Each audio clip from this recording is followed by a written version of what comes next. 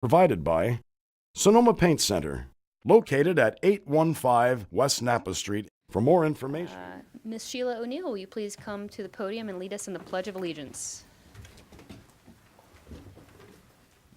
I pledge allegiance to the flag of the United States of America and to the republic for which it stands, one nation, under God, indivisible, with liberty and justice for all. Thank you. Can I get the roll call, please? Mayor Pro Tem Edwards. Yes. Councilmember Cook. Here. Councilmember Harrington. Here. Councilmember Agramonte. Here. Mayor Henley. Here. Thank you. First up, we have public comment. At this time, members of the public may comment on any item not appearing on the agenda. It is recommended that you keep your comments to 3 minutes or less. Under state laws, matters presented under this item cannot be discussed or acted upon by the City Council at this time. For items appearing on the agenda, the public will be invited to make comments at the time the item comes up for council consideration. Upon being acknowledged, please step to the podium and speak into the microphone. Begin by stating and spelling your name. Sheila O'Neill. Do you want me to spell that? I think we're good. Okay. I'm going to pass out some documents. Okay. I am at 126 Blue Wing, also at 445 2nd Street West. Couple of points of clarification before I read my statement.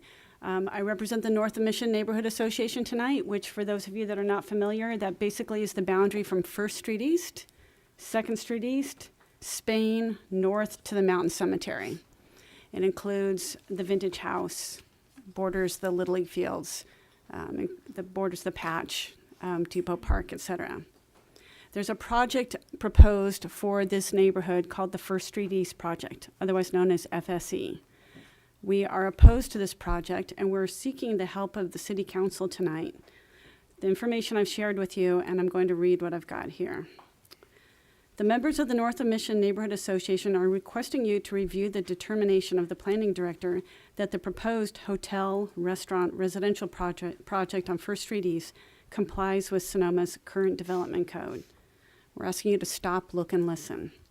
The FSE project application is due to be reviewed by the Planning Commission at a special meeting on March 23rd. We request that the City Council call a timeout and not allow the review by the Planning Commission until it's clearly determined what the long-term plan is for this neighborhood. We're confident that the intent for this neighborhood has long been for residential use. In 1996, Sonoma passed a temporary zoning ordinance, changing the zoning of the Peterson property from residential to mixed use. There was strong public outcry, and a lawsuit was filed against the city in objection to this change. Neighbors felt that labeling this area mixed use would pave the way for more businesses to apply with the city to operate in the neighborhood.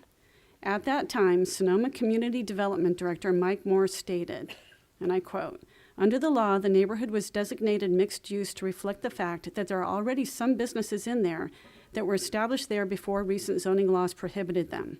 The proposed changes should make it clear that businesses such as restaurants or shops, which would change the character of the neighborhood, need not apply." End of the quote. We're asking you to not allow this project to start down a path that is ill-fated, wasting resources along the way. Do not allow the developer false hopes, spending money on CEQA and environmental reviews when the project is fundamentally and inherently incompatible with the neighborhood and with Sonoma's general plan and development code. We do understand that there's a concern that the developer will take legal action if not allowed to pursue this application. That threat will only grow stronger with every dollar they spend on this project and every day that this project is allowed to go forward. Stop it now, save the developer and Sonoma from wasting time, energy, and money. Please take the important action of reviewing Sonoma's general plan and development code specifically related to this neighborhood. Review the history and the intent, and you will come to the obvious conclusion that this project is fundamentally inappropriate for this location. And the packets that I've given you have all the information you need, so you don't have to go do your homework. It's all there. Thank you very much. Thank you.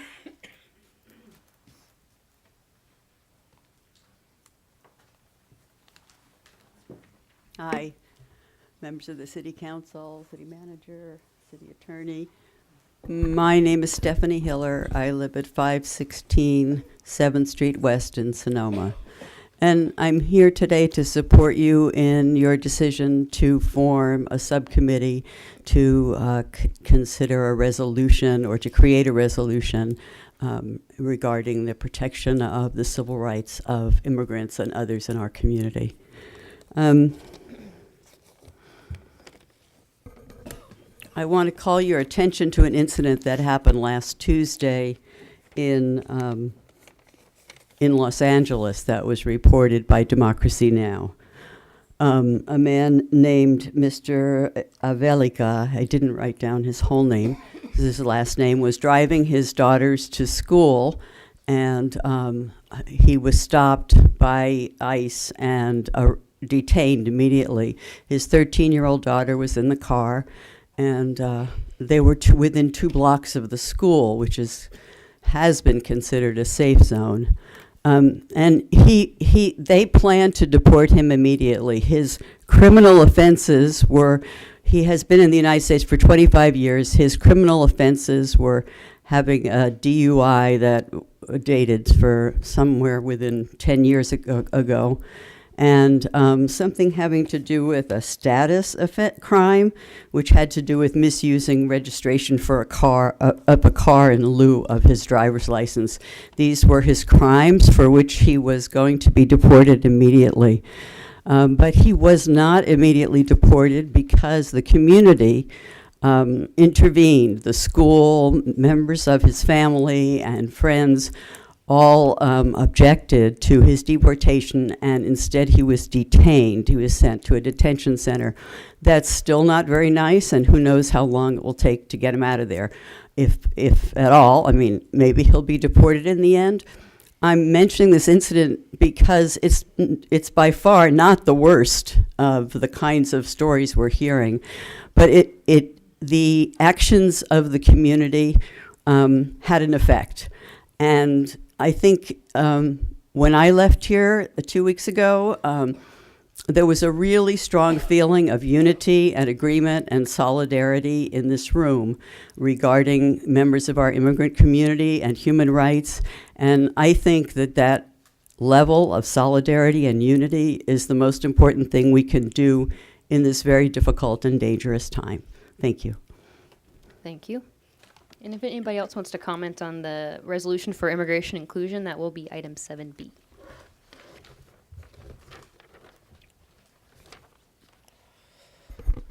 I'm Dave Ransom. I live in Santa Rosa, and I go to church at Sonoma United Methodist here in the city. I'm here to speak tonight for the Sonoma Valley Housing Group, and I'm not going to speak to the committee creation. I am going to speak, if it's okay, to what the committee might do. I think that's not the item, and consequently, I can go ahead and do that. Thank you. I do drive here from Santa Rosa to have a few words with you guys once in a while, and luckily I listen to books on the way to and from. I've been told that the Petaluma resolution is the best of the bunch in the county. I sent a copy to each of you and the city manager this afternoon. We're the last major jurisdiction in the county to take an official stand, so we have a chance to make it the best official stand. We understand that a sanctuary resolution only goes so far. It can't actually stop ICE paramilitaries from coming into Sonoma and banging on doors at 3 a.m., as they did in Santa Cruz not so long ago.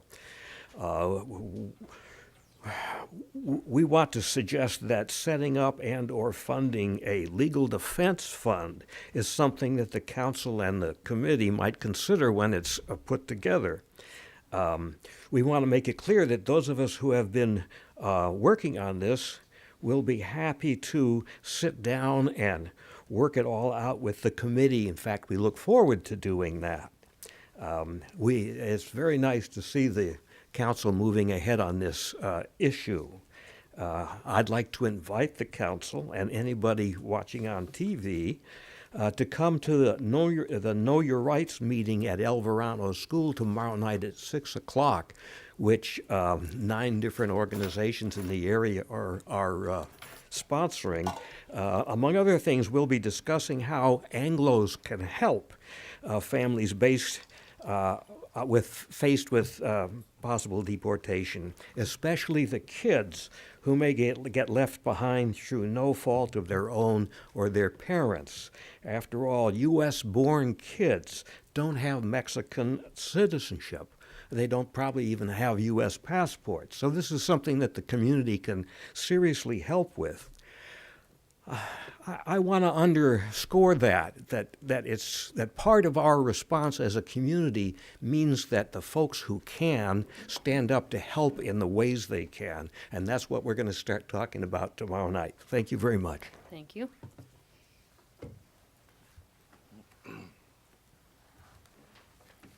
Good evening. My name is Gary Johnson with the Sonoma Volunteer Firefighters Association. I just wanted to say a few words about our association tonight. In case you were not aware, we would like you to know that the association does other things for the community, in addition to augmenting the fire protection services in Sonoma Valley. We have organized, funded, and executed the fireworks show for the 4th of July for 44 years now. When the community center was looking for an organization to take over the duties of the 4th of July parade and festival, our association stepped up and felt compelled to continue this cherished community event. When the previous organizers of Hit the Road Jack wanted to step down, our association stepped up to continue this long-standing run, now in its 30th year. We have made this race even more valued to our local community by inviting local businesses to be a part of our after-race festival to showcase their businesses. At our annual open house event at the fire station, we teach over hundreds of kids about fire safety and prevention, and along with our great pancake breakfast. Every December, we give Santa Claus's reindeer a break and deliver Santa Claus to our beautiful Sonoma Plaza in an antique fire truck to share with our local children. All these events are hosted and funded by donations and grants. Our organization plans to give back even more in 2017 by continuing our scholarship fund, funding the Sonoma Valley High School track and field team, and help fund specialized projects for Sonoma Valley Fire. We are still short on funding this year's 4th of July, and we encourage any member of the public, individual, or business to visit our website at sonomavolunteerfirefighters.org to find out any more information to help support these events. Thank you. Thank you.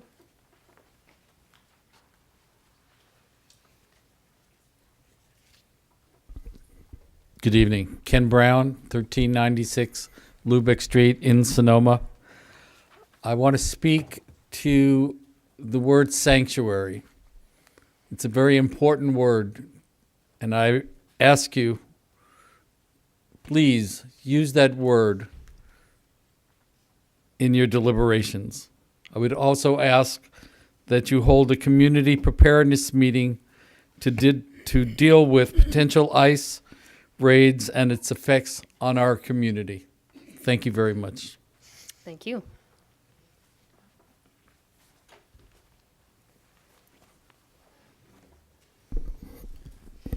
Jack Wagner, 270 West Napa Street. Man, I almost went back to my old address. Really quickly to respond to some of the earlier comments, as a publicly elected member of the Sonoma County Green Party County Council, we will be supporting Senate Bill 54, which is the state bill to make California a sanctuary state. I feel like maybe I should explain the NP to some people who aren't from around these parts. Noma Pride is an old Randoms punk song. It's kind of a tagline out here.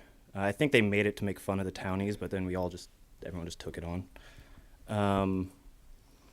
So, 1,301 votes. I think that's not too shabby. One of the things that I noticed last election that we all agreed on was to increase the TOT by 2%. All four of us on that stage agreed, which means that 2 out of 3 of you have at least publicly supported that. I think that would be a great policy to get done before another hotel opens. one of the great things about campaigning is I get to ask questions. It's amazing how much you learn when you just let people speak. I asked one of the developers in town how many more hotel rooms Sonoma needs, and they said 100. So we have 7 that's already been approved across, behind the old radio station, across from the old bodega.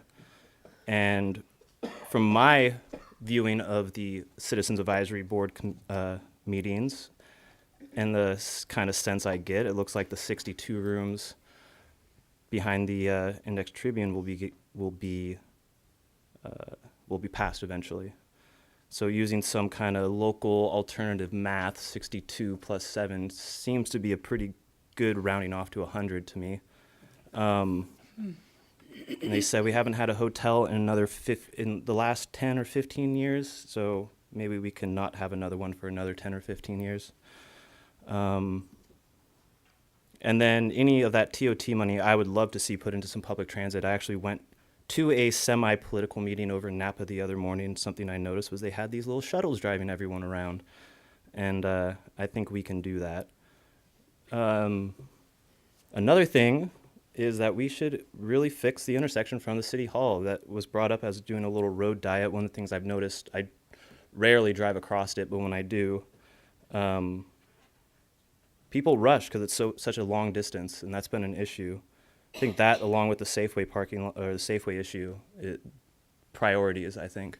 Something I didn't write down on here was something else. Oh, a valley-wide homeless population solution was something that we all talked about.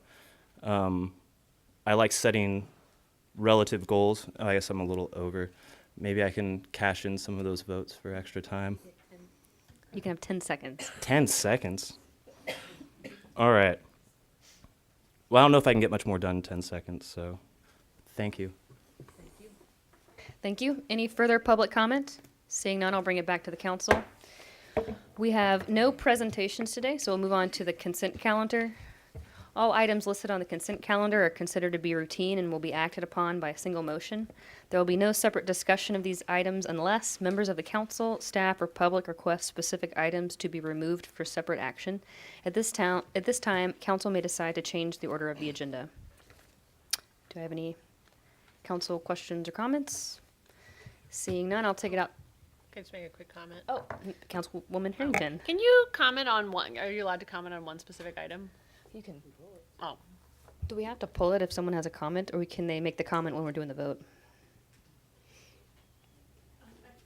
right. Turn this on. I believe council can make a comment if you don't want it pulled, but you just want to make a comment, and then you can do a vote on the consent calendar. Oh, I just wanted to comment on the item 4C, the firefighters closing the road for Hit the Road Jack. That is such a fun race, and I've run it many, many times, and we're really grateful to you guys for putting it on. It's so much fun, and anyone else who hasn't run or walked in it should check it out because it's something to look forward to at the start of the summer. I'm going to take it out to the public for public comment. Seeing none, I will bring it back to the council for an action. I'd like to make a motion to approve 4A, 4B, 4C, 4D, and 4E. Do I have a second? I second it. I have a motion, I have a second. Can I get a roll call vote, please? Edwards? Yes. Councilmember Cook? Aye. Councilmember Harrington? Yes. Councilmember Agramonte? Aye. And Mayor Henley? Aye. Thank you.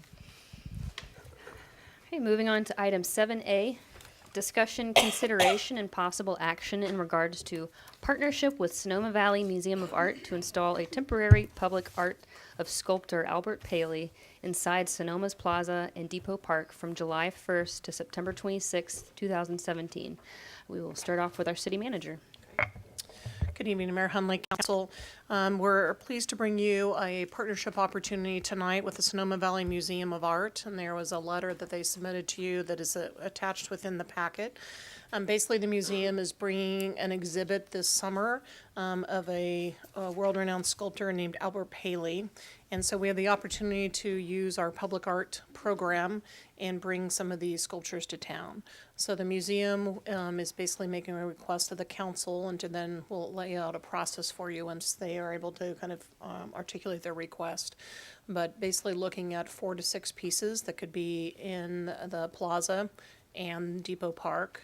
Also looking potentially at a location in front of the community center as well. And so this council does have a public art policy and procedures. It was passed in 2009. Most of that, it's attached to your staff report. Most of that is really about a permanent installation, but there are a couple pages really talking about the lending of pieces, and that's really what this would be, a lending of pieces, sculptures for a temporary installation for 3 months. So with the pleasure of the council, I'd like to ask Linda Cano, who's the executive director of the Sonoma Valley Museum of Art, to come up. She's got a brief PowerPoint and a brief video of the artist to give a sense of his work. And then he'll come back to me and I'll give you, if you council's interest in this, kind of how this process would work, since this is not something, well, we've had the process in place for a long time and it's not something we have done in the past. So with that, I'll turn to Linda. Thank you. Ms. Capriola, Mayor Hundley, council members, thank you for the opportunity to talk with you a little bit tonight about this public art partnership opportunity. And by way of an introduction, I'd like to show a brief video. If I can bring it up. There we go.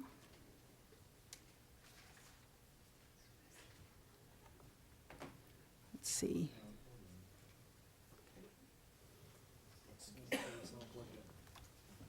This is plugged in. Okay. Thanks. It worked earlier. And you had it.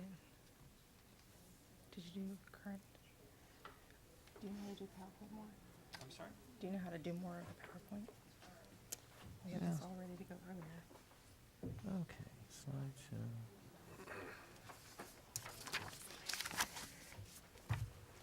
There we go. There we go. Okay. That looks And I good. think you just will hit the arrow key to. For this continue one? it. This one. Okay. Yep, Okay. no, take No, it all that- back. Well, that's actually the one I want. So this one goes forward. Okay, and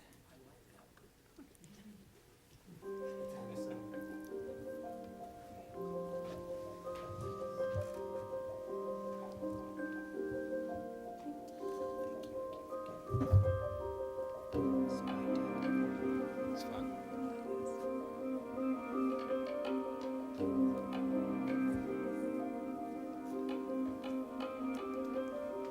The sculpture is a language, and it's a visual vocabulary. We're so accustomed to language, and we use language to explain how we think about things, about abstract concepts or whatever, and we have no problem using language doing that. My language is the visual language, so hopefully we're dealing with those same sensibilities, we're translating those sensibilities to another individual. It might not be specific as such, but the major construct is there. Hopefully it becomes an enrichment in the respect that it's offering something that doesn't prior exist.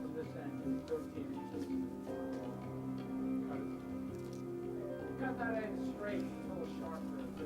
As you know, New York City is incredibly dynamic. I mean, there's noise, there's activity. You're just not dealing with a stage set. I mean, the city itself is very architectonic, very geometric or whatever, but people inhabit the space.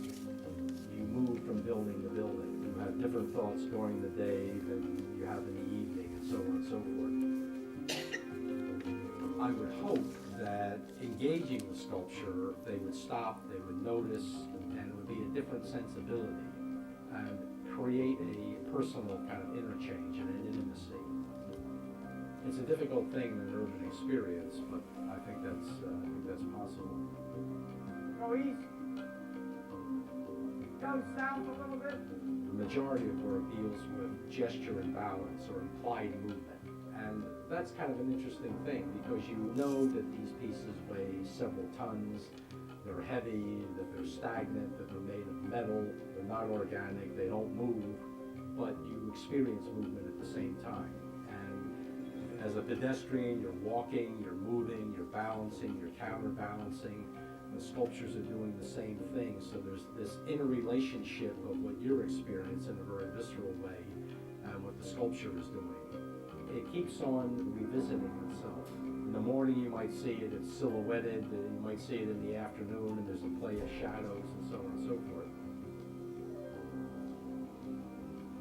Many times sculptures are developed purely to explore form and without the context of where they might go, so they're just an independent form that then you place. These aren't technically site-specific, but I would hope that they're sensitive to that space. If there's a lightness or a density to that space, the pieces are dense. If there's a monotone background, maybe the piece is in contrast to that, so it stands out. And even though the sculptures might not be geometric like the buildings, I think that sensibility and that vulnerability and change, and just fundamental to the passage of time, exists there, and it relates to that.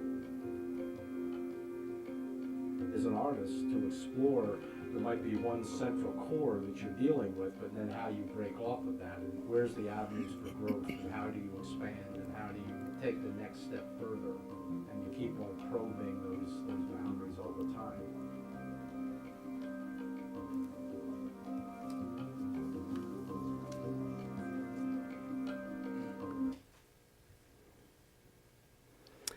Albert Paley is one of the most distinguished and best renowned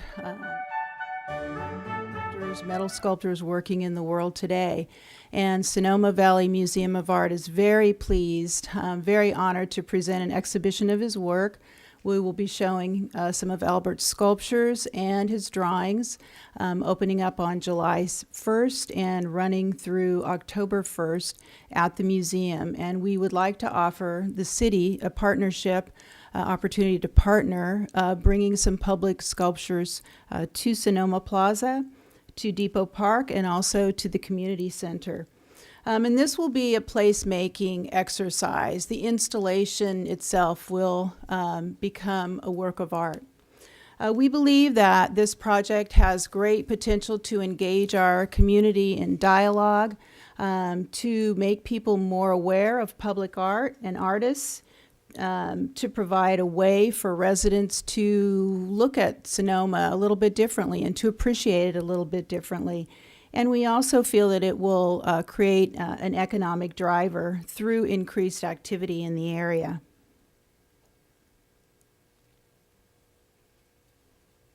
This is one of the pieces that we're proposing. By the way, all the pieces that I'm showing for visuals are pieces that are proposed. The sculpture is designed to resist weather, wear, and most human damage. It is graffiti resistant. There's a coating on the sculpture. If they do get tagged, you can merely pressure wash them off and the graffiti will come off. If it's a worst case scenario, they can be sandblasted and the patina will come back over time. If they're painted, you can repaint them. City staff asked me if there had ever been any accidents with Paley's sculpture, if they've ever toppled. And I did put this question to the director of Paley Studios, and she told me that no sculpture has ever toppled, and he's installed sculptures for 3 decades in over 50 locations. And there have been no records of anybody being injured by any of the sculptures out in public. They will be transported, these sculptures will be transported by truck from Paley Studios in Rochester, New York, to the plaza, to Depot Park, and to the community center. We don't need any particular special foundation to be built. They can just be placed on flat ground and put in place with a crane. Ideally, we would like to install low lighting for public safety and so that the pieces can be viewed at night. We plan to fabricate signage, custom signage, which will identify the sculpture, the sculptor, the community partnership between the city and the museum, and any sponsors as well. If the city determines that grass will not grow back where a sculpture has been placed, the museum will offer to replace the grass. This is a list of some public places where Albert Paley's sculpture has been installed. And again, he's been doing this for 3 decades. You can see that he has placed sculpture in plazas, in parks, libraries, at harbors, airports, alongside roads, at schools, lots and lots of different locations. In addition to public installations, Albert Paley's work can be found in many major museums across the world. His work is at the Metropolitan Museum of Art in New York, the Museum of Fine Arts in Boston, the Museum of Fine Arts in Houston, and the Victoria and Albert Museum in London, just to name a very few. That's Penumbra. That's one of the largest pieces that we're proposing. Evanescence, a double sculpture. That's Synapse. And we respectfully ask you to consider and approve this public art project. Thank you. Great. So, thank you, Linda. So, council and community, let me give you a little more background before you have some questions and public comment, etc. So in terms of the city's public art policy, it talks about a few things that are required, and we have reviewed these requirements with Art Museum. I mean, one, they need to be responsible for all costs associated with transportation, installation, insurance, and meet our insurance guidelines. We have some models from other cities that we would be sharing. There would need to be a lender's agreement, an agreement between us and the museum, and we would, we've got some samples. We would be reviewing that with both our risk manager and our city attorney's office. After it's removed, they have to return it back to its original condition. And they definitely need to, the agreement needs to be clear that they are having the exhibits come at their own risk, and that any loss or damages are not on the city. There does need to be an educational component and label near these so that so folks coming can have some background on it. One piece that's a little trickier, our policy actually reads that if the artwork is damaged or destroyed, or that we would have them or become some kind of a danger, they would need to remove it in 3 days. Well, some of these pieces, again, it takes a crane to put them in. 3 days may not be possible to move them. I think that's something, that's a detail we would have to kind of work through if council wants us to move ahead within some kind of an agreement. In terms of staff time, there definitely would be some work for staff to do if council's interested in pursuing this. Our rough estimate is somewhere in the neighborhood of maybe $4,000 or $5,000. If you wanted, we believe staff can either absorb this just within our regular work, and because it really is a pilot project. It's the first time we've done some kind of as I understand it, a temporary public art program like this, and we've, as a way of a beta test, we could absorb some of those costs. The other option is council does have about a $19,000 in our discretionary grant fund that you could use to sponsor this project and then pay the city back in that process. In terms of the actual how this could work through if council is interested, and I think it's important, we have the policy, but this council, again, we haven't done it routinely, which is why we're coming to you now saying, do you want us to put these resources into it? So that's kind of the first step. Then the second step during month, we would be putting this lender agreement. Staff would be identifying maybe 10 suitable sites. So we have some backup options. We'd be working with Public Works and our kind of a group of staff. So we would determine what we're calling opportunity sites.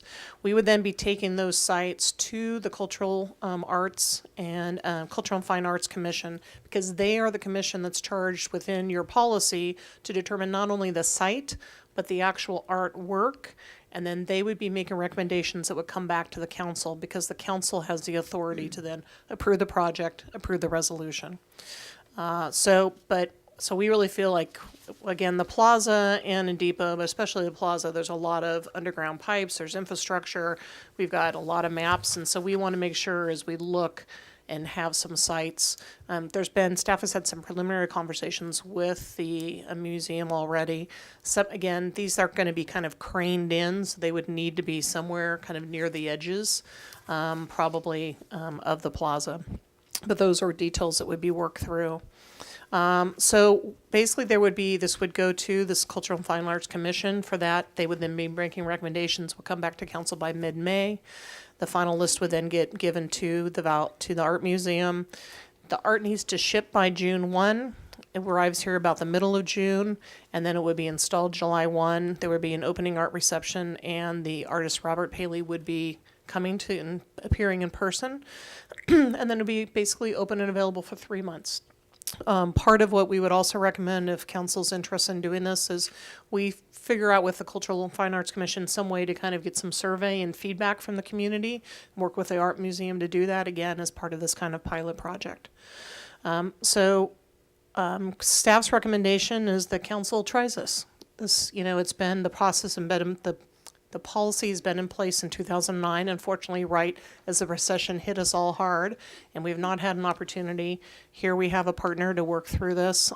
It's definitely an accelerated timeline, but it feels like a good project for us to collaborate with. And so then what would come back to council in May,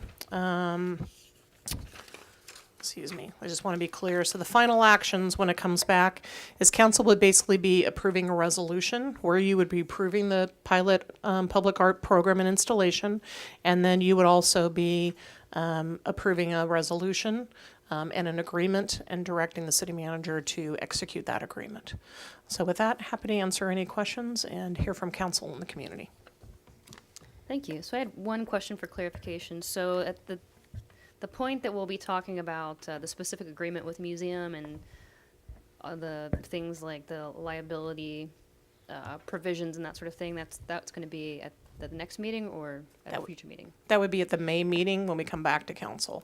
So the Cultural Fine Arts Commission would not be dealing with a lender's agreement or insurance or that type of thing. That would be driven with staff, working directly with risk management, our insurance folks, and working with Jeff, our city attorney's office.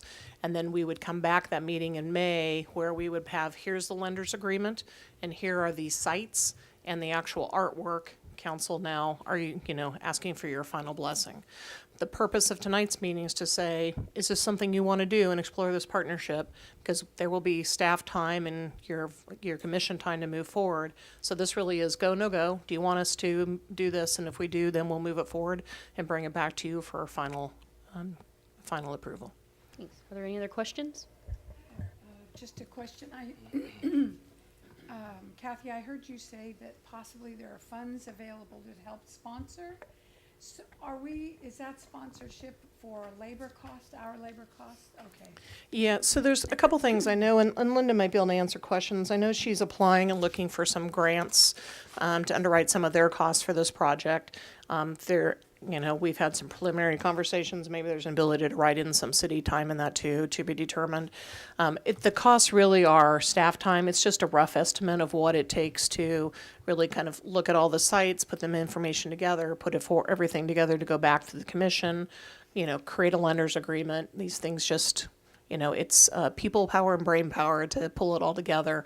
And so that's the estimate. Again, council does have this discretionary program. Typically that would be for small nonprofits that come to you or small fee waivers. I think that was the original kind of concept. In some ways what you have here is you have a partnership with your art museum coming forward saying we'd like to do this. There's some city cost times associated with that. You could pay for the city cost time out of this other fund. You're moving money from here to cover costs in other parts of the city budget, or we just on this one kind of absorb it as a beta test. It's not a large amount of money overall, and you leave your discretionary grant program for other items or other pieces that may come forward to you. The provision in our public art policy that says that we should be setting aside money every year for public art, does that bank account exist anywhere? Does that fund even exist? Well, there is the public art program. It talks about when there are large projects, and I don't have that information in front of me today. I was focused more on the temporary, but my understanding is there is some funding that the city has received in dollars for in the public art fund, and that really is for permanent. The policy is clear that for temporary, we're not to touch that fund. So there is not a set aside of money to do temporary public art. And I apologize, Mayor Hunley, and happy to find that information and email it out to council afterwards, but I don't have what that cost figure is now. I mean, what that line item is now in the budget. Any other questions? I'm going to take it out to the public comment.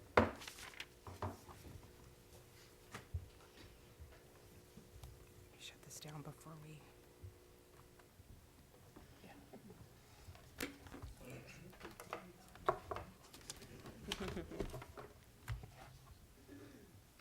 Good evening, Mayor Hunley, Council. Jason. Roughly, there's a baker's dozen photographs here, which on your walls that might constitute art. And, art is something that we should embrace. Give us your name first. Oh, didn't I say it? Not yet. Michael Coates, sorry. Like your jacket.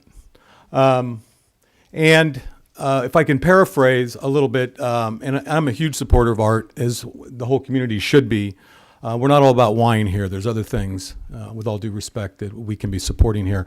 But I'm going to paraphrase a meme that's kind of going around on the internet right now that I think is attributed to Winston Churchill in Parliament during World War II in the United Kingdom, was debating cost cutting.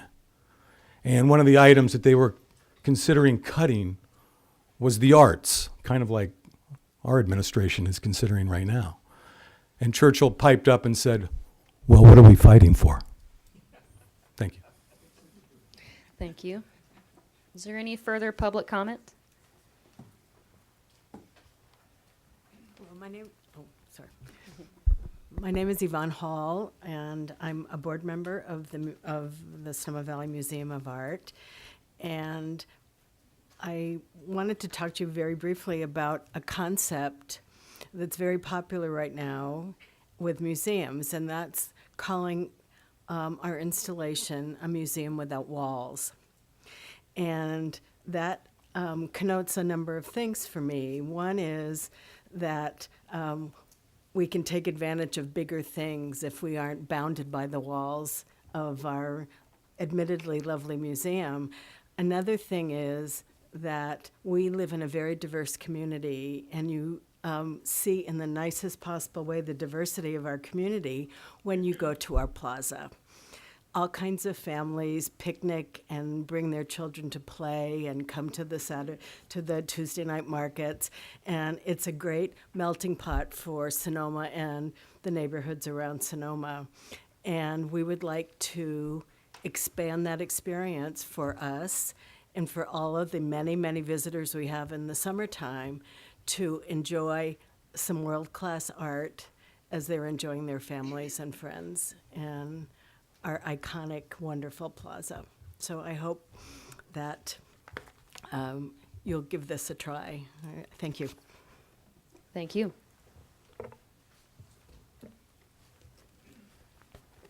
I love looking up memes. I totally support the arts, but I also support the anti-fakeness. So Churchill didn't say that ever, but he did say, "The arts are essential to any complete national life. The state owes it to itself to sustain and encourage them. Ill fares the race which fails to salute the arts with the reverence and delight which are their due." So that's the actual history. Thank you.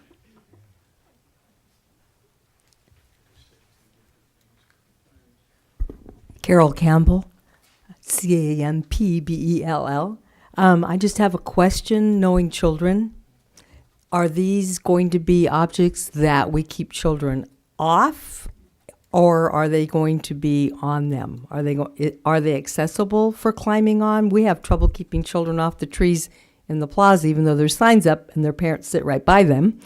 I just wondered if that was going to be a consideration on these particular pieces of art that would be coming. Thank you. Any further public comment? I'll bring it back in. Oh, I'm doing it. Taking it back out for Ms. Brigham. And we'll answer that question at the very end of public comment. Can you answer that question, Linda? At the end. Okay. Suzanne Brangham on 2nd Street in Sonoma. I'm thrilled, number one, to hear that there are city funds allocated for public art. I had no idea that was available, because my having been here for 30 years, I just love the idea of having it, and I'm very surprised that we don't have public art, any public art in Sonoma. So I'm thrilled about that. I'm thrilled about the fact that citizens in Sonoma and residents can observe it, acknowledge it, talk about it, go home and create something relative to it. The school programs there's no mandatory art in our schools, and with the loss of that, I think children too can sit and observe it and think about, maybe perhaps creating something, and in turn creating a great career for themselves. Art in our communities that is accessible allows people to experience it every day. They don't go to museums, they don't have to go to museums or galleries, and they don't collect art in their homes. They just pass it on the way to work, on a walk, to a shop, to a restaurant. Art is almost a creative experience for your brain. It stimulates learning by having an opinion. It creates conversation that stimulates a reaction, which can bring to the next level of daily living. And we actually start again, communicating and talking to one another. Public art can play a key factor in creating unique and vibrant destination. Public art can create yet another Sonoma experience, and what an exciting experience that would be, especially for me and for all of us who live here, to have it available. So I'm in full support. I love the idea of having it. It's only temporary, so it's a great test to see if we really want to bring in some site-specific art in the future. So why not support it for these 90 days? It would be terrific. Thank you. Is there any further public comment? Seeing none, I'll bring it back to the council and Ms. City Manager. Yes, I'll ask Linda Cano come up also to speak, and I think and she may have something more specific. I think in terms of kids climbing on it, we'll be looking at different pieces to evaluate. I mean, part of the conversation that I have had with Linda is I think we need to make sure that these are not right around the playgrounds. So, but there's plenty of room in kind of the front half of the plaza where they aren't quite as attractive or proximity, to the kids. But again, these sculptures, as I understand, sit all over, in big cities and places where there are youth and kids, and there have not been issues. And so, is there anything else you'd like to add, Linda? No, that's very true. And the nature of public art is that people interact with it very differently than they will in a museum. And I think that's the beauty of public art. You can touch it. When you're in a museum, you're told don't touch, look, and this is something that people can go up to. They can go up to it any time. They're not restricted. It's a very free exchange, very immediate exchange and personal exchange with public art. I was in Denver a couple of weeks ago, and they have a wonderful public art program, and I watched kids climbing on the art and family after family, touching it and taking pictures. It was very, very popular for people to take pictures with. So they will touch it, kids will touch it, adults will touch it, they'll take pictures with it, and they'll interact very, very closely with it. But I think placement is key. Thank you. Welcome. Okay, bring it back to the council for discussion and ultimately an action. Councilmember Edwards, Vice Mayor Edwards. So David's kids are not far behind mine, but having kids, I'm very excited about having this opportunity on the plaza. I met with the museum, a couple of people from the board 2 or 3 months ago, I think it was, and they talked about the idea. Now that I've seen it come a little closer, I'm 100% behind moving forward with this, because I think it'll be a great opportunity to see what especially the inclusion of Depot Park and the community center, if that actually happens. It gives people a chance to wander around town and not just concentrate in one place, and I'm looking forward to it. And I don't really have any issues. My kids are, I'm sure, going to want to touch it and be around it. And they go to Crescent Montessori, and their favorite thing are their art classes and their art camps that they attend. So I think it's a great idea. Okay, Councilmember Cook. Yeah, I'll also be supporting this, but I'm going to be saving my voice for later, so I am supporting. And thank you for meeting. Thanks. Great. Yeah, I love the idea because I don't think we have this much here in Sonoma, so I'm very, very pleased about it. There was something I was thinking about with the Visitors Bureau, or how will we capitalize on these pieces of art with visitors? But I think it's a wonderful idea. Councilmember Harrington.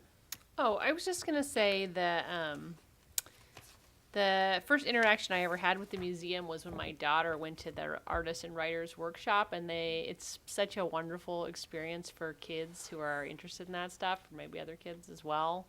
And that this is just another incredible extension of making sure that art is available to our community, and that people are exposed to it and enjoy it and challenged by it and think about it. And so I'm so grateful in such a small town that we have a world-class museum and people that are so thoughtful to bring this forward. And I appreciate all your work on it, and I support it as well. And I am thrilled that we have, looks like unanimous support to move forward with this project. I love temporary public art because you look at the same thing every day, and then suddenly for a few months it's different. And the best thing about it being temporary is even if you hate it, well, one, it makes for interesting conversation because then you can talk about it. And then, it disappears, and then, maybe next year it could be something else. So particularly for the plaza, where I know we're really sensitive about putting permanent structures, I think temporary is a good program for us to be testing. And also I wanted to say on, I think Friday night, Kathy Capriola and I were at Amy Harrington and Madeline Agramonte were at the 40th anniversary of the Arts Guild, and I was talking to several of the original board members, and they were reminiscing about 20, 30 years ago in Sonoma when there was art everywhere, and they said that you could see art a lot more and the artists were just a lot more to the surface. So I think that having something like this, like literally in the center of town, can help us and our side projects that are trying to support our art community to bring it back to the surface. So do I have a motion? Oh. Do we need an action, or? No, I think I would like just the council a vote saying yes direction, move forward with the process as outlined by staff. So would you like a motion to ask for a vote? So I'd like, geez, that's important. May I make a move? I'd like to move to ask for a vote to accept this program and for us to research how we're going to handle this. Thank you. And I'd like to second that with a friendly amendment, if we could take that $4,000 or $5,000 amount and find those funds. I was going to say, I think it seems like we might be able to find a way to fund it, but I wouldn't mind the council fund taking half of it, and then the city can figure out where to get the other half, or maybe a grant will show up. If there's any opinions on it. I'd like the staff's suggestion, Kathy Capriola's suggestion, that perhaps we just absorb it into the budget and it's not a separate item. Works for me. Just from a staff perspective, I think just the timeline on this is tight. So, I mean, if we are able to find other funding, or if, the museum is able to get some grant funding, that's all well and good. Again, I kind of take this as a beta test. Let's go try this. We've got some skin in the game, and let's see how this works. And I think this can move along. And again, it's primarily staff time. It's not hard resources for this one. So just for simplicity, I would prefer to, if we can bring something back on staff dollars, that'd be great. But otherwise, I would recommend the council be willing just to kind of absorb it, and let's try this. Sounds good. Is that okay with you? Yeah. I accept that and put into that my motion. Thank you. All right. Can I get a roll call vote, please? Mayor Pro Tem Edwards? Yes. Councilmember Cook? Aye. Councilmember Harrington? Aye. Councilmember Agramonte? Aye. Mayor Hundley? Aye.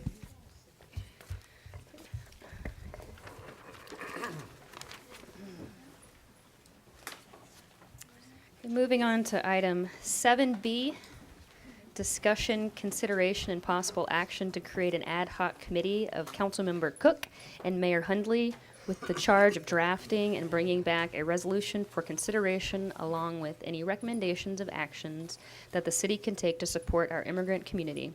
We will start with our city manager. So just very briefly, at the February 22nd meeting, the council did decide to look into putting together a resolution that demonstrates the city's commitment as outlined by Mayor Hundley. And at that point, the council talked about creating an ad hoc committee comprised of Mayor Hundley and Councilmember Cook to sit on this committee. The purpose of the committee is to, again, to bring back this resolution of inclusion. And if council desires, the committee could also be charged with bringing back any other recommendations. If there are other recommendations, those frankly would be within the resolution. So you'd have the whereases portion of a resolution. If there are any action items, that would be kind of in the body of the resolution as well. And that's really the way this would come back. So with that, happy to hear any questions from council. That I do want to clarify one thing, and I think members of the audience understand the purpose tonight is just for the subcommittee. It is not to have a conversation about what is within the resolution. Thank you. Are there any council questions? Seeing none, I will take it out to the public.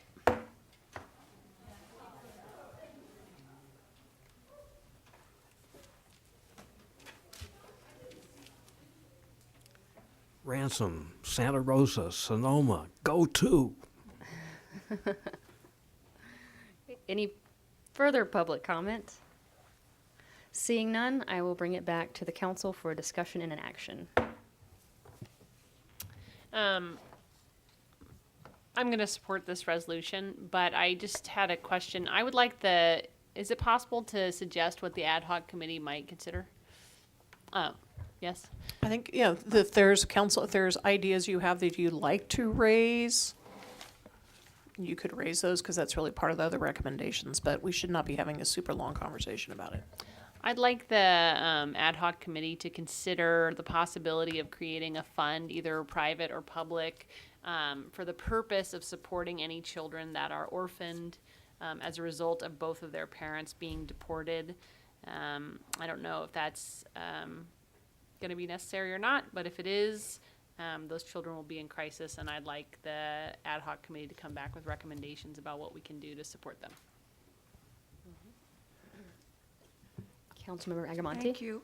The other, I think, and I'm sorry, I don't know what it stands for, IIBA. They are actually partnering with LaLuz Center, which I think is which is a great thing. And I think that they are.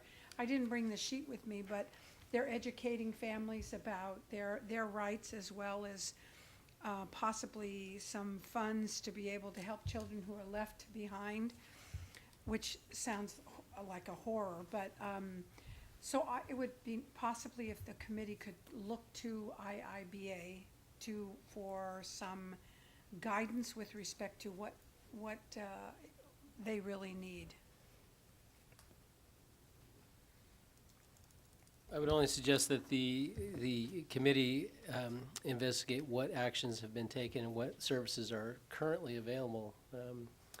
As it's not that deportations are new, as Council Member Harrington brought up last week or 2 weeks ago, that the Obama administration, the Bush administration, on average deported over 700 people a week, and there wasn't a lot of discussion about that while that was going on here in Sonoma. So I think we should have the committee really research what kind of programs are available, and I know the community, as it always does, will step up in the event of those things actually happening here in the city limits. All right. Do I make a motion to? Did you want to say something? No, sorry. I'll make a motion to create an ad hoc committee of Councilmember Cook and Mayor Hundley, with the charge of drafting and bringing back a resolution for consideration, along with any recommendations of actions that the city can take to support our immigrant community. I'll second that. Thank you. I have a first, I have a second. Can I get a roll call vote, please? Mayor Pro Tem Edwards? Yes. Councilmember Cook? Aye. Councilmember Harrington? Aye. Councilmember Agramonte? Aye. Mayor Hundley? Aye. Thank you. And Miss City Manager, has our space been confirmed? We did not hear back yet, but, so, Should I hold on to this piece of information? I think you could go ahead and announce it. We'll figure it out. Okay, so we have a tentative time and date and location for the input session. And then we will be reaching out to a lot of people that showed up at our last meeting and getting in touch with our newspapers to get them to help spread the word, and then also relying on a lot of you to share it with your networks. But we would like to have it in the EOC, the Emergency Operations Center, which is the room behind this building, at 5 p.m. on Tuesday, March 13th. And we've scheduled it in front of the school board meeting, which starts at 6:30 in this room. So you can start there, and then you can come to school board meeting here and make a whole evening of it. Does that work for you? Is there a way I could make a comment? Unfortunately, I have to let you wait until the end, or you can email me. But instead, I'm going to move on to item 7C, which is a study session on the Downtown Sonoma Historic Preservation Design Guidelines. And I will hand it over to our planning director. Mayor Hunt. And all I'm going, Oh, sorry. So we had a discussion this morning about, due to proximity, that to make sure that there are no issues, and I haven't had with the short timing on this, chance to check in with FPPC, so I'm going to recuse myself from the discussion and go home. And we will miss you. I was just going to say that Associate Planner Atkins and the consultant team are going to be providing that presentation, so I'm just going to get out of their way. All right, thank you. And just one moment, just because I want to be just clear for members of the public, Mayor Pro Tem Edwards is stepping out. He owns a piece of real estate within the area that this is being considered. So just out, again, of abundance of caution, he's not been able to formally check with the FPPC to see if there's has a conflict, but out of abundance of caution, he is choosing to step down. So I just want to make sure that was clear to the public. Thank you. Thank you.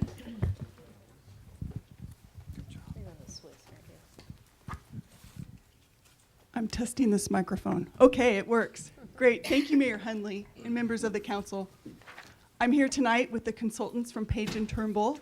I've got Christina Dykes here on my right, and next to her is Ruth Todd.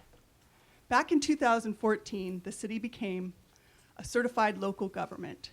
And one of the measures of the Historic Preservation Plan was to develop updated guidelines to use by staff and the Design Review and Historic Preservation Commission to evaluate additions and other modifications to historic structures based on the Secretary of Interior standards. This is the first step in accomplishing that measure. In 2015, the City Council approved a request for proposals to develop guidelines. An interview panel was created consisting of staff, commission members, and the public, and ultimately Page and Turnbull was selected to develop the guidelines. After that, an advisory group was created consisting of staff, the chair from the Design Review and Historic Preservation Commission, the chair of the Planning Commission, the city historian, the Chamber of Commerce, a member of the Sonoma League for Historic Preservation, and a member of the public. And this group met 3 times. The first time, the group looked at various guidelines from other cities, such as Pasadena, San Jose, and Berkeley, and also gave input to Page and Turnbull on the format of the guidelines. We also had a walking tour of the entire project area, which is otherwise known as the historic or the downtown planning district. And we also had an exercise that actually utilized the guidelines to complete the exercise. There was a public meeting in January of 2016. I would note that it was a very well-attended public meeting. And at that time, Page and Turnbull gave a great introduction to the guidelines, and we received feedback from the community. Last month, we also did a public notice to every occupant and property owner in the downtown district, advising them of the meeting tonight, and we also did a public notice in the paper. In June of 2016, the Design Review and Historic Preservation Commission reviewed the guidelines and received feedback from the public. And the Planning Commission reviewed the guidelines at 2 separate public meetings, and ultimately, in January, recommended that the City Council adopt the guidelines. To date, all of the comments and feedback that we received from the public and commission members have been included in this lovely comment log that Page and Turnbull put together. And at this time, I'm going to turn it over to Christina Dykes to actually walk you through the various chapters of the guidelines. Thank you. Thank you, Wendy. Good evening, Mayor and City Council members. Wendy gave quite a detailed summary there of our process, so I will try not to repeat anything as much as I can.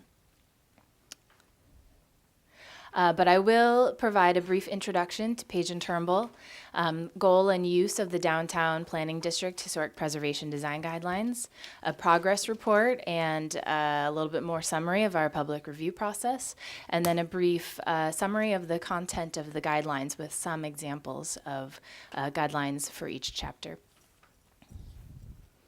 Page and Turnbull has our primary office in San Francisco. We've been around for over 40 years, and we are a historic preservation, whoops, I guess that's okay, historic preservation architecture firm with historic architects, architectural historians, and preservation planners.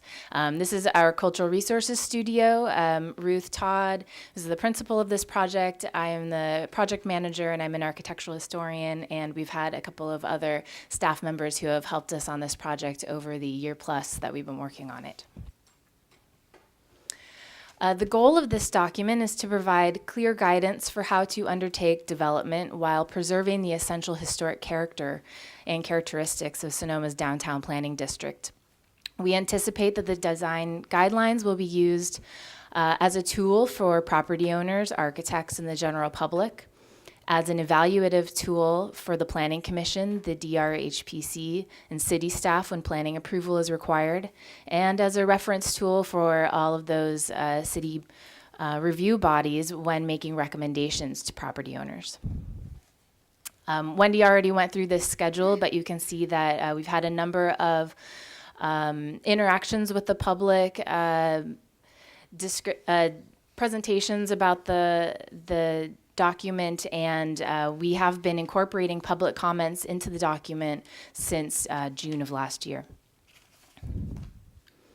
As Wendy mentioned, we started with a meeting with the advisory group, and we reviewed a number of other design guidelines documents with the idea that we don't want to reinvent the wheel when there is good information that's already out there. So we received feedback about desired format and general content that we could start with. This was before we even started to write anything. We received 106 public comments from our first public workshop that Wendy mentioned towards the beginning of our process. This was before the administrative draft was completed, and the comments that we received from this public workshop really were to communicate community values and desires for content. In the review, in the, what are we calling this? The comment log, thank you, Wendy. We have 120 comments that were both verbally delivered at the various meetings that we attended, and also written public comments. These are from the advisory group, city commissioners, and community members, again, that we have addressed from June 2016 through January 2017. The comments covered document organization, clarification of how the guidelines related to the city's project review process, requests for additional guidelines for commercial and mixed-use properties, requests for additional guidance on paint color, landscaping, fences, lighting, and more. This is just a very short excerpt to show some of the comments that we received and then how we may have responded to them. So we included in this document how we were going to then make the changes in the document so that if anybody wants to refer back to the comments that were provided to us, they can easily do so. I'm just going to go briefly through the table of contents in two sections. First, talking about chapters 1 through 3. The introduction provides information about the value of historic preservation in downtown Sonoma, the purpose of these design guidelines, and then overarching concepts such as the Secretary of the Interior standards for the treatment of historic properties, and methodology, how to use this document. Chapter 2 talks about background information. What are the historic properties that already exist in the city? And the City of Sonoma Development Code and how this document interacts with that. And then Chapter 3 discusses the character of the downtown planning district. Architectural styles and periods of buildings, landscape features, and so on. So I will talk a little bit more about that in the upcoming slides. First of all, this document is based on the guidelines that are already presented in the Municipal Code, Chapter 19.42, Historic Preservation and Infill in the Historic Zone. This guidelines document expands on those guidelines and provides illustrations for the existing design guidelines in the historic zone. And we have the development code in full text in Appendix D. So it's mentioned in the first chapter, and then all of the text is at the end. The guidelines are based on the Department of the Interior, Secretary of the Interior standards. These are in Chapter 1, pages 15 through 17. The standards discuss the treatment of properties when projects are undertaken on historic buildings. They talk about the treatment of historic materials, retaining character, sensitivity in how you might clean historic materials or treat them with chemical treatments, and how new work might interact with the historic building. In Chapter 1, we provide some overarching concepts that are woven throughout the document and then link them to the 10 Secretary of the Interior standards. So I'll just go through those briefly. The first overarching concept is that a historic building should not be demolished unless its rehabilitation is infeasible due to poor physical condition. This relates to standards 2 and 5, which we do outline in the document. The character-defining features of historic buildings should be retained whenever possible. If deterioration requires replacement, replacement features should match the historic as closely as possible. New features and spaces that did not exist historically should be designed so that they can be understood as later alterations. In order to avoid conveying a false sense of historical development, new features should be differentiated from the building's historic fabric. Changes that have occurred to a property may have historic and/or architectural value in their own right. If so, they should be preserved whenever possible.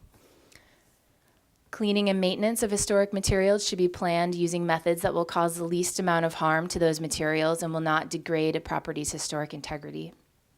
New additions to existing historic buildings should be subordinate to the historic building in location, scale, and detailing, and should maintain the building's essential form and setting.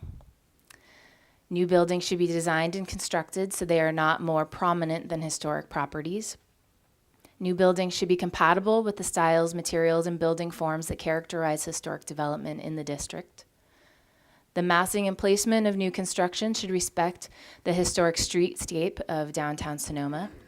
And the majority of character-defining features and materials should be retained so that if alterations are removed in the future, the building will retain its essential historic character and integrity. So these concepts are really woven throughout most, if not all, of our guidelines in the document.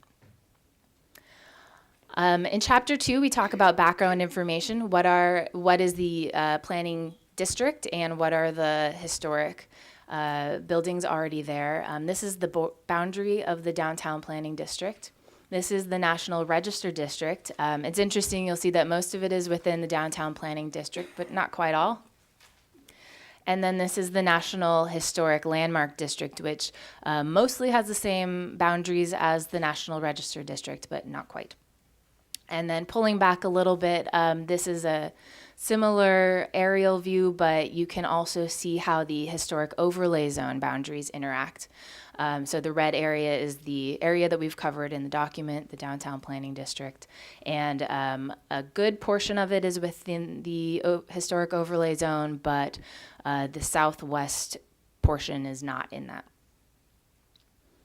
Chapter 3 discusses the district's character. We have a number of building types, eras of development, and architectural styles that range from vernacular buildings, Queen Anne cottages, and craftsman bungalows, Spanish style, Monterey colonial, small ranch houses, mid-century modern.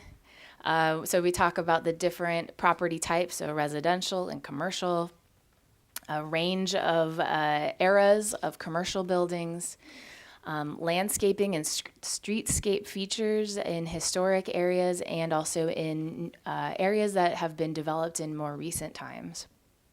And these are all within the same district.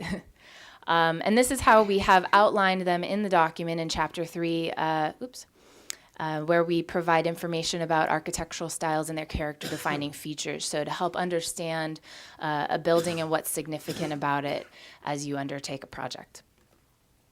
Because there are a number of different levels of historic significance within the Downtown Planning District, we divided it into 3 different zones, and where possible throughout the document, we have provided some specific guidance for the treatment of buildings in each of the zones. So the most historic area is number 1 within the combined Sonoma Plaza Historic District. Zone 2 is outside of the historic district, but within the historic overlay zone. And then Zone 3 is outside of both of those, and in general doesn't include as many historic properties. It's a more recent development there. So here's the table of contents again with chapters 4 through 9. These are really getting into the design guidelines. Chapter 4 discusses repairing and altering existing buildings, and you'll see that that chapter is broken down into discussion of historic buildings and non-historic buildings. In general, historic building guidance is much more specific, and guidance for non-historic buildings really discusses compatibility with the nearby historic buildings. The same can be said for Chapter 5, guidelines for additions to existing buildings, broken down to historic buildings and discussion of non-historic. Chapter 6 is guidelines for designing and constructing new buildings. Chapter 7 discusses site design and alterations and covers a range of topics, landscape design, setbacks, off-street parking and driveways, landscape lighting. Chapter 8 discusses special considerations, including solar technology and energy efficiency tools, converting residential buildings to commercial use, natural disaster preparedness, special uses, and ADA standards, and how to deal with those in historic buildings. And then the appendix, we have a number of appendices that we hope will be helpful tools, including glossary of terms, a list of acronyms, preservation briefs, which we have throughout the document, and then they're all summarized again in the appendix, and the full municipal code text.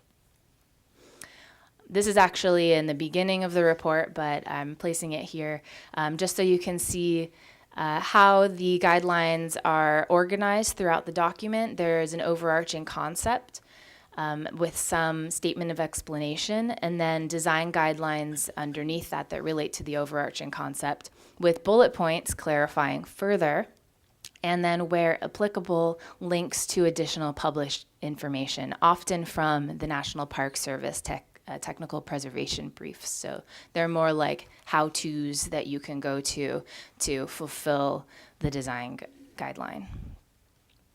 I have just a couple of examples from each of these chapters that you can see here. So this is Chapter 4, Repairs and Alterations to Existing Buildings. A couple of examples are 4.1.1, maintain and repair original exterior wall materials whenever possible, and if deteriorated, they should be replaced in kind, and then expect bullet points under those to further explain or provide additional helpful information. 4.1.4, maintain original windows wherever possible. The original window type, including shape, size, and material, should be retained. Here's Chapter 5, additions to existing buildings. 5.1.1, respect the massing and scale of the main building when designing an addition. And 5.1.2, locate additions where they will be least visible from the public right-of-way and do not distract from the main building. Chapter 6, designing and constructing new buildings within a historic context. 6.1.1, new buildings should respect historic architectural influence already found in the downtown planning district, but avoid exact imitations of historic styles. And 6.2.1, honor the scale and massing of surrounding buildings in the overall downtown planning district. Chapter 7, site design and alterations. 7.1.2, new buildings should respect and maintain the established setbacks of neighboring buildings for residential, commercial, and mixed-use infill. And 7.3.1, off-street parking areas should not visually overwhelm the existing building or adjacent buildings. And as I mentioned before, with the different sub-areas, we have additional guidance that talks about, how these different guidelines apply to the most significant area in the historic district and then the least significant area outside of the preservation zone. Chapter 8, special considerations. 8.1.1, minimize the visual impacts of energy devices on the character of the property and neighborhood. This is illustrations of where you might put solar panels on a roof. 8.2.1, maintain the residential character of a property if its use is adapted to commercial or office use, which does happen in Sonoma. And an example of one of the appendices, again, I mentioned that we have helpful how-to links throughout the document, and then we have compiled them all in Appendix C. So we have links that people can refer to on paint color, on cleaning and water repellent treatments for masonry buildings, mortar joints, improving energy efficiency, and so on. And these links are all live in the PDF that is available on the city's website. So that is the conclusion of my presentation. Thank you, and we are happy to accept additional comments. Thank you. And although we're in the middle of the item right now, we're actually going to take a 5-minute break and then come right back.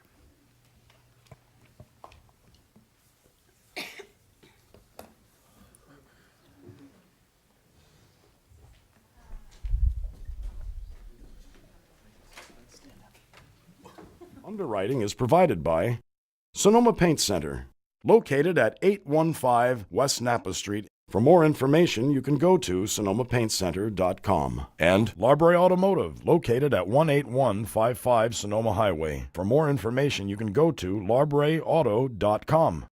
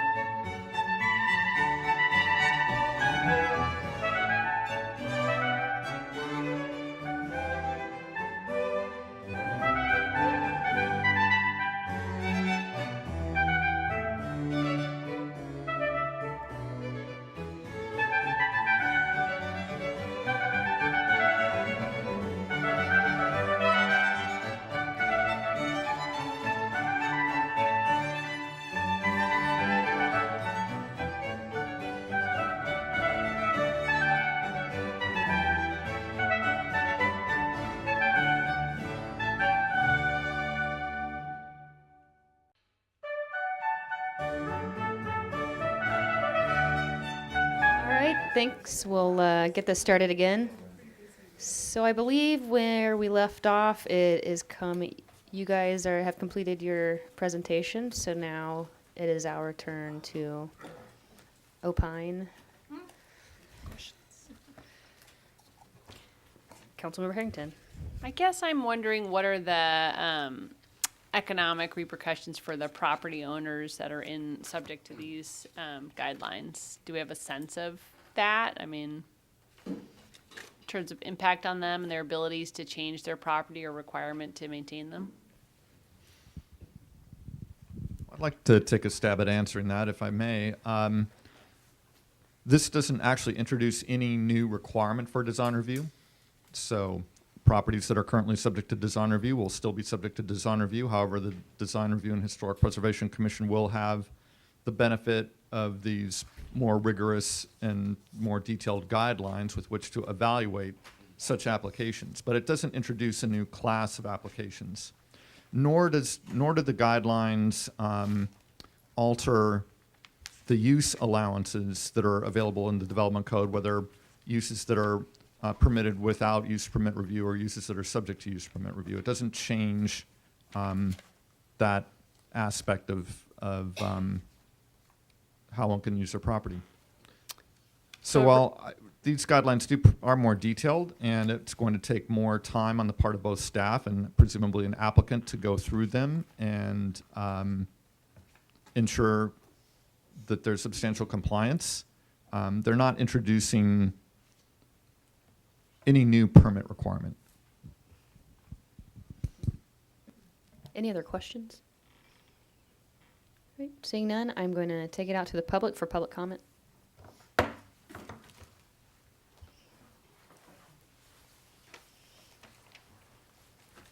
Patricia Cullinan, 425 Denmark. First, I'd like to summarize a letter from Mary Martinez and Johanna Patry.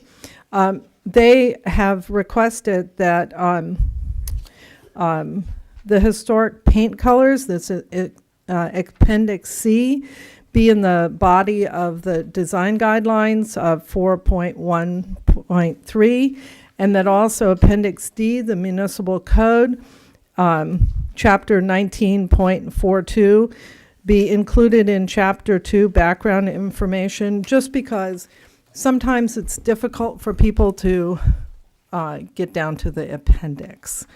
I want to compliment everybody that has worked on this, the public and the consultants. This has been a long time coming. We've had some real disasters in the changes to the City of Sonoma's historic buildings because the design guidelines weren't in effect. And I really thank you for the time and money that this has taken. Thank you very much. Thank you.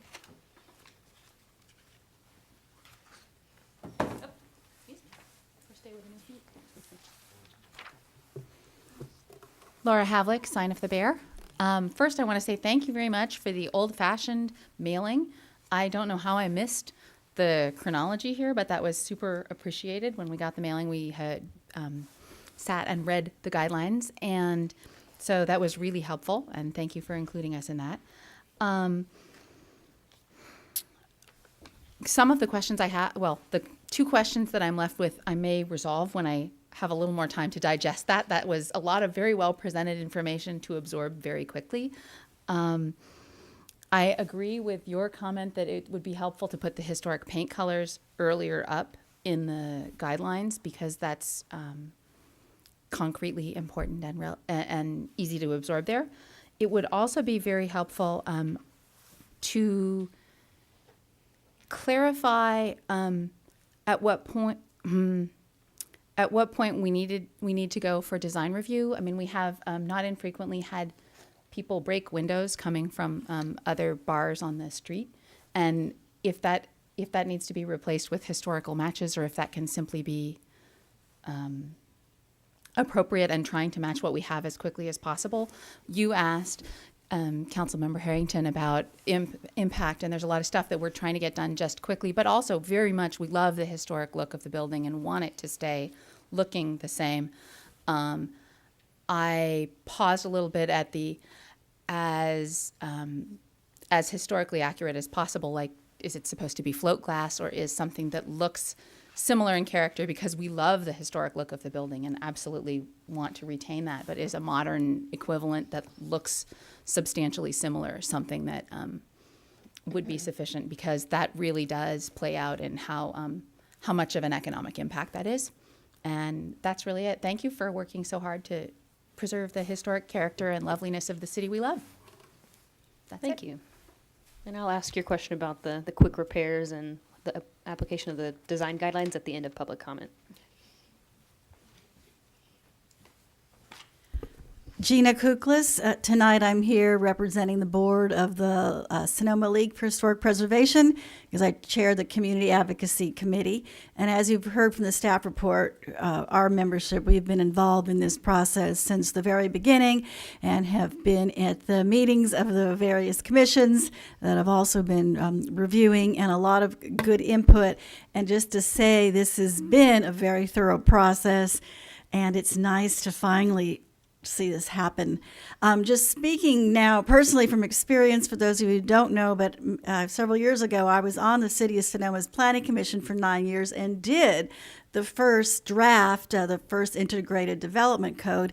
And I know, just in speaking to a question that you had, Councilwoman Harrington, from experience, I know that sometimes actually it's not burdensome. What's burdensome is when you have a lot of gray, fuzzy uncertainty, and there's a lot of back and forth with an applicant because the rules or what you want isn't crystal clear in the documents. So I actually think this document and having very clear guidelines to follow actually will make it easier in the process for those who have historic properties. Thank you. Thank you.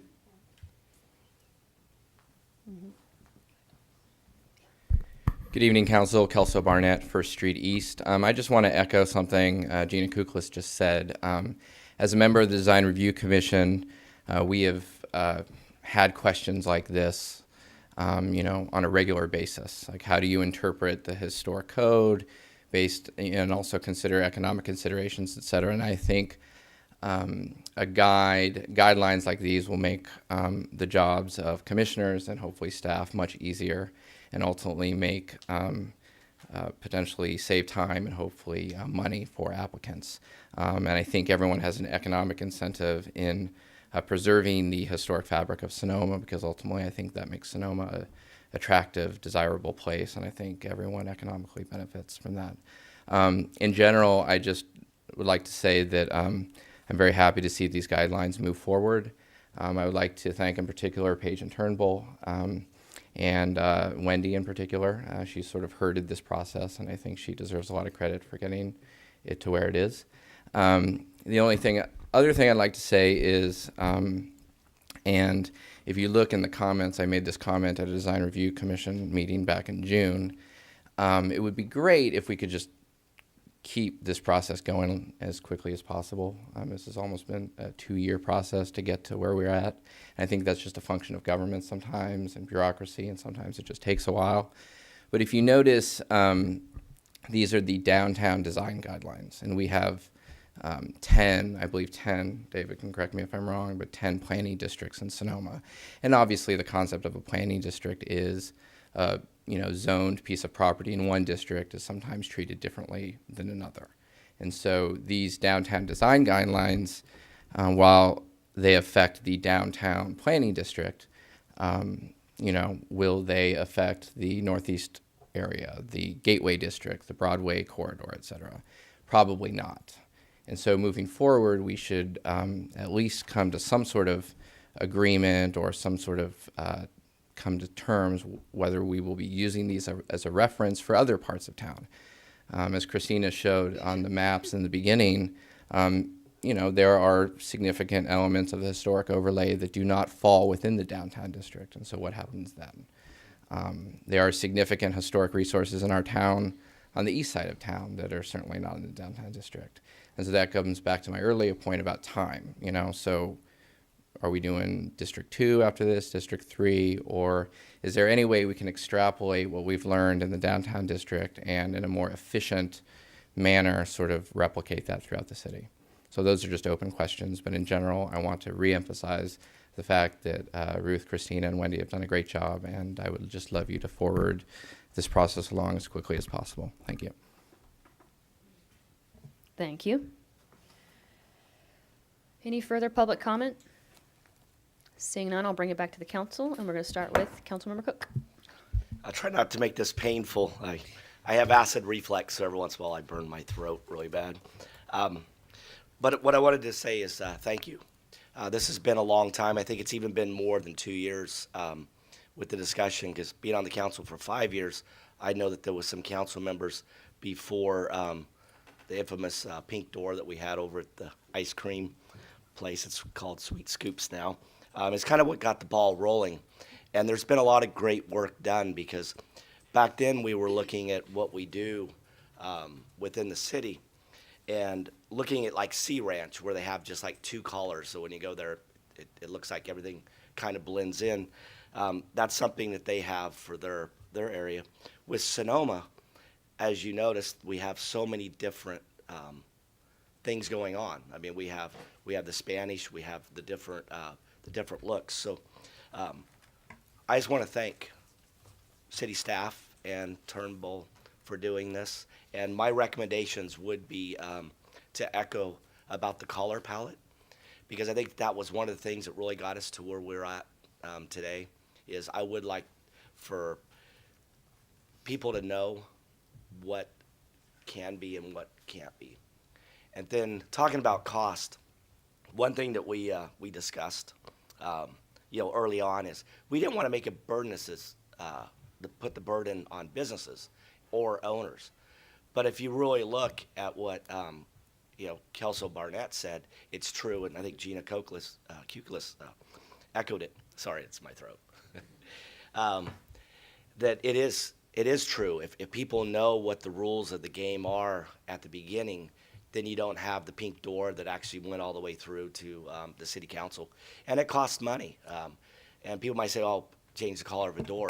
It's actually time spent. Could be a business that is shut down waiting for window replacements. And so I love this, and I'm going to be very supportive. I named one major aspect just to echo what they were saying, but I kind of hope to see this process move fast. I think this has been a long time coming. And the other thing is looking at what else happens outside the scope. I think a lot of people will look at things that they possibly can do. It could be a guideline. It wouldn't be mandated. So I like the depth that this goes, and I would want to stop there and maybe relook at it in a couple of years if we saw more pink doors happening within the Gateway community. Thank you. And I'm going to take one step back and ask the couple questions that we had.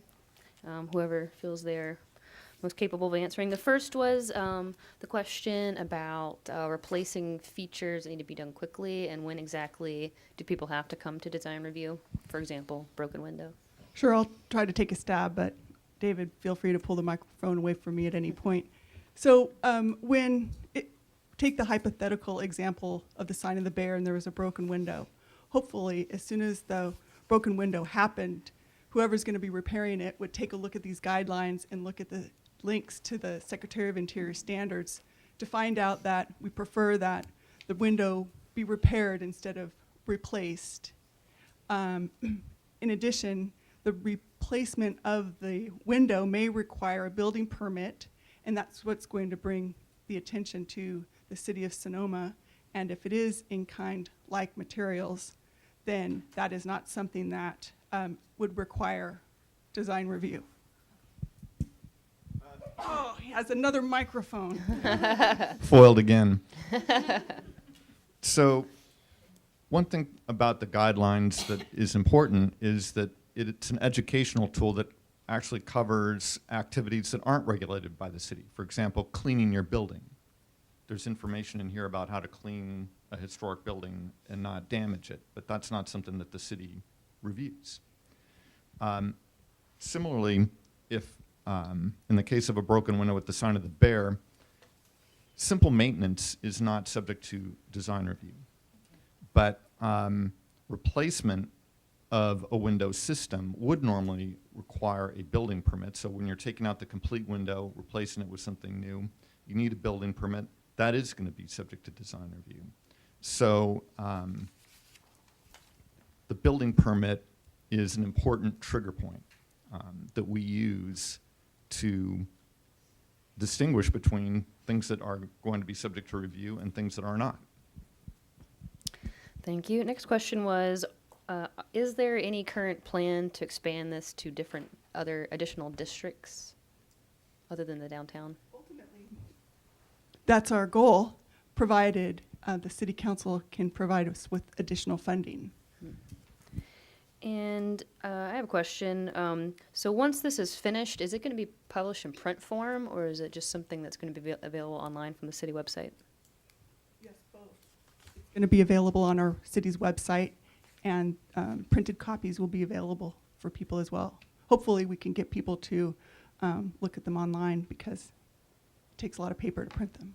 Seems like it'd be a nice push to at least everyone on the plaza to give them the first copies. And then also, so the colors are in the Appendix C. Are they referenced somewhere in the body of it? And which section is that? Yes. So paint color has come up in a couple of the planning commission meetings, both planning commission hearings that we attended. So we did add some guidance. 4.1.3 in the chapter on repairing and altering existing buildings discusses color. And then there are links, so that's page 67. There are links to additional information about exterior paint on page 68. And we include those links as well in Appendix C. So we have suggestions on where to go to find historic paint colors. And I believe one of the public comments requested that the content of one of these links be included wholesale in the document. My response to that is that that's more of a how-to, and all of the links that we include in this guideline, in this document, on how to complete these guidelines are in links that can be referenced versus in this document itself. So including all of the content of that particular link would kind of be outside of the way that we've formatted this document, if that makes sense. But it, but it could be printed verbatim as an appendix item, as opposed to being part of the body of the document. It could perhaps satisfy the request by having the full text of that link as part of the appendix. Is it possible within the electronic document to have the appendices linked to the sections discussing paint colors? Like there's a link that would jump you straight to the appendix? Sure. Yeah, I think all of the links are live, so if you have the PDF and you click on one, it will go to the actual source. If that makes sense. And then we do discuss color again, paint color in section 6.4 on page 91, and that has to do with paint color for new buildings within a historic context. So we have a discussion of paint color in a couple places, and then links to the how-to.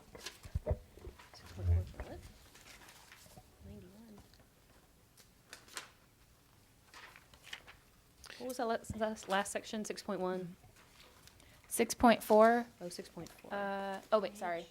6.3.2, page 91. Got it. Reference the color schemes appropriate for the surrounding neighborhood's historic character.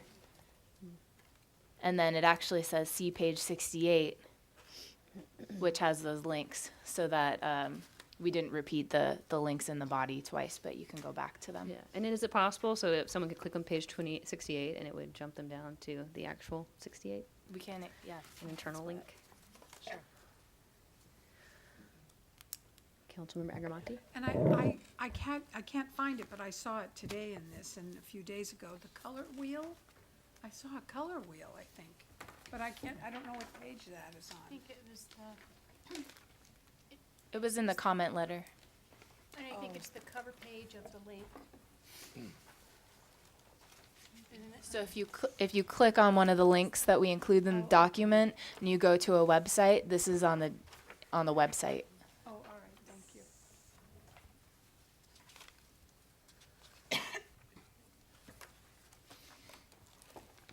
Any further comments? Oh, I just have Yeah. one comment, and it's sort of my pet peeve.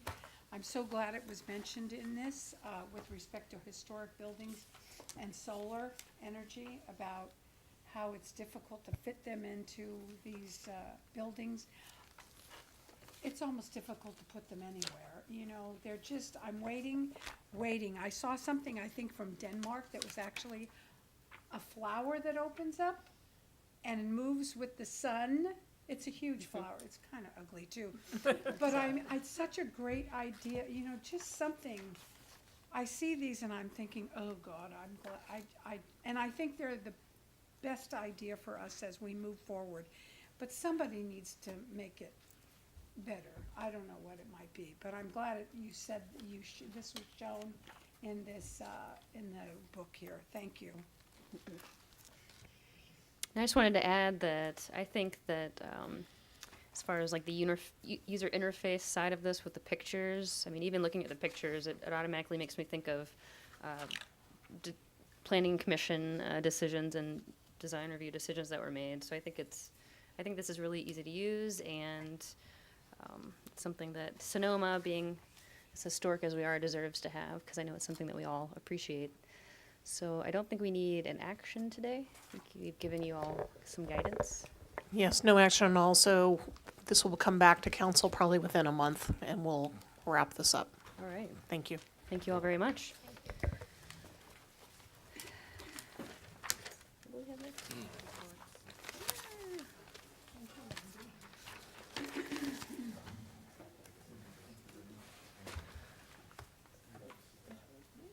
All right, so moving on to council member reports and comments. I have a report. Councilmember Harrington. Okay, I attended my first Sonoma Clean Power meeting. It's very exciting. One of the things that's been going on a lot lately, many people have noticed, is that people's utility bills have gone up by as much as 50%. One of the things we discussed at that meeting, which is actually very interesting, is that of the Sonoma Clean Power bill, 30% of that bill is a PG&E pass-through for energy contracts that they entered into that are long-term, and we have to pay the difference between what the spot market price is today and the long-term price. So we have to make up for their poor bets, essentially. And they are working actively on trying. We are not allowed to review those contracts, so they just report to us what the amount is that we owe, and that is reviewed by the PUC in secret. And so they're actively trying to figure out, can we review those contracts? Can we look at those contracts? Can we buy out those contracts? Can we do something? Because right now, Sonoma Clean Power is only 1% less expensive than PG&E, and the primary reason for that, 1/3 of our bill, is this basically subsidizing their bad bets. So I learned that. I thought it was pretty interesting. A lot of people on fixed incomes are really in a crisis right now about the expense of the bill. And I will say the reason I discovered that was that my father, who is a retired mailman, started turning off my heat. And I would wake up at 10 at night and, going to bed at 10 at night. And I'm like, it's very cold in here. And I realized my dad was trying to save me money on my power because he was so concerned about the bill. And so I started asking other people, and many, many, many people, in particular people on fixed incomes, are having a really hard time right now. So I don't know what we can do about it, but that's happening. Councilmember Agramonte. Yeah, thank you. Well, I attended my first Highway 37 meeting. There were a lot of people. I passed out some things that I found out. The good news is, which I think is exciting, Caltrans actually worked. They're the people that were doing the emergency fix on what was going on 37. Dan McElhaney and also Will Hauk from Caltrans. And the estimate was 8 to 9 million. And so I think they're almost finished with what they're doing, and they actually are only spent 50% of the budget that was allocated for this fix. So that's great news. The other thing is I have a project overview here. There are the whole Highway 37 is 20.8 miles, and there are 3 sections, one through Marin County, one through Sonoma County, and one through Solano. And I didn't realize that. I have another thing about, another sheet here, tolling concepts that are very interesting, and some of the ideas. A toll road versus the toll bridge, and these are the different numbers they're giving us. And what's interesting is on this, it says A, B, and C, so they're referring to the 3 sections as you travel through that 20.8 miles. And the fourth sheet I have from this meeting was delivery options. So there are 4 options that are being reviewed. One, of course, is the traditional option, which is public financing. And I think they said that would probably would happen maybe in 88 years. Because this is not on the governor's list at all. It's not even, it's nowhere there for financing and or funding. The other, of course, is public-private, which would mean, the tolls and sales tax. The third is public, which would mean we would fund it ourselves, and I think that's what they're referring to as in 88 years. The fourth, of course, is privatization, where a private company would come in and build the causeway or a bridge for this purpose. And I'm trying to find out now, I think there's one in Boulder, Colorado, so I'd like to find out exactly what that might mean for everyone. I did have an opportunity to speak during the public comment section. I was so excited because basically what I said is Sonoma is so used to being at the end of the pipe and everything because it's the southernmost city here. And what's so great is we actually are going to be at the beginning of this project. So we're going to be up front. So I hope that with that we will see an earlier response for our needs. And of course, 44,000 people travel this every day, and I think it was a huge burden for us and for Novato for them to close that road. And so I'm very appreciative for getting the support from the city council, and I think this is very important for us to have someone there that they don't forget about Sonoma. I even made a stand and said, look, forget 10,600, we're big enough. I think we'll say 11,000 people live here. Madeline, thanks. Did they say how long the other options besides the 88 years, the not happening? Did they say how long it would take? Well,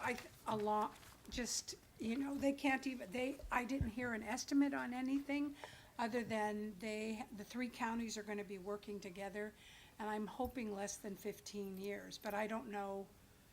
This quick fix, I think hopefully, being on the Watershed North Bay Watershed Association, one of the big issues, of course, is the bay is rising, and they had some things go wrong there on 37, but I hope that's not our new normal, and I hope this emergency fix may have helped it, but that's something I will ask. I'll look through the packages again. Is there 3 counties or 4? Pardon? Is there 3? 3 counties, Solano, Sonoma, and Marin. No, no. Napa too. It's 4 counties. Oh, 4 Yeah, counties. 4 Okay, counties. 4. And just for members of the public, if folks can go on and look at information on the Sonoma County Transportation Agency, each transportation agency in the 4 counties has a place on their website where they're tracking minutes, et cetera. So there's more information available there in greater detail. Okay, thank you. And I think what I show here, the A, B, and C, is probably the road itself and where it travels. So, thanks for asking.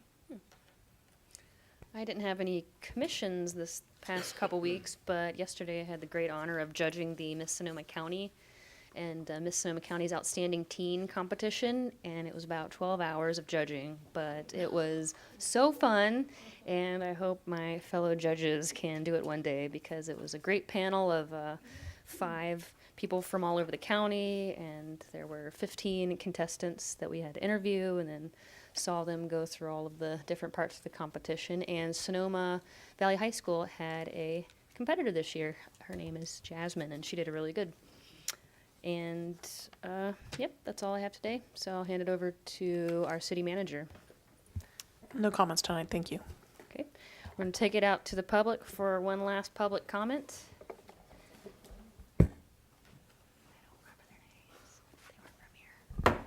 I waited so patiently to finish my thoughts from earlier. I'm trying to be incredibly efficient this year, so I'm really looking forward to participating in these meetings as a citizen and not feeling compelled to speak all the time unless it's correcting Mr. Coates. So we talked about TOT, hotels, road diet.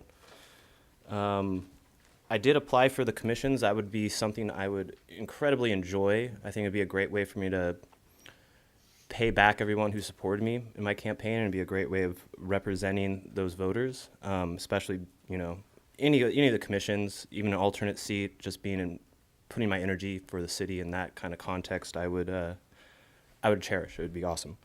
And with that said, I guess the only thing really outstanding was the last meeting I came to, there was a last minute ban pre-election on outdoor cannabis. And now that this is a emergingly legal industry, I do think that this city needs to take a accepting approach to this. I don't think there's anyone in the Sebastiani or Ledson or Benziger family or any of the wine families out here that would deny that their lives were better, benefited from that wealth that their family was able to earn.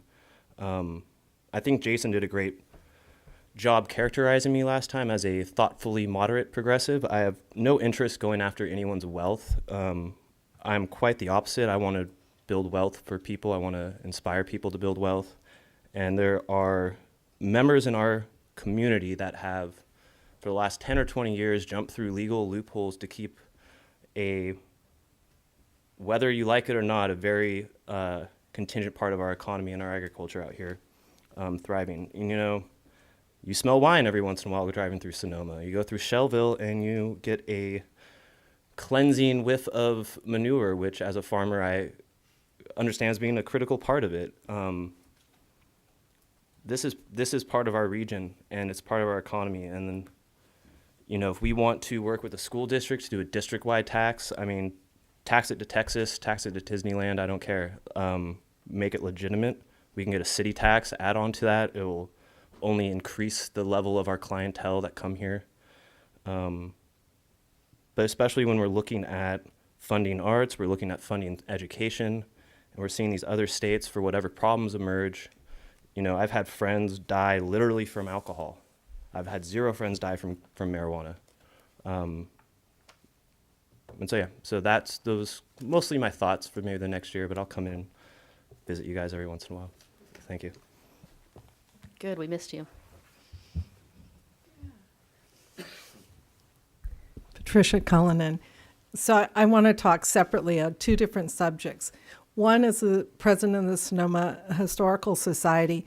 We're closing the Depot Park Museum for 3 months to do some renovations. The city is generously doing some ADA upgrades, and we've realized that we need a little house cleaning. So we're going to reopen Memorial Day weekend. It's our 80th anniversary, and so we'll have a big party.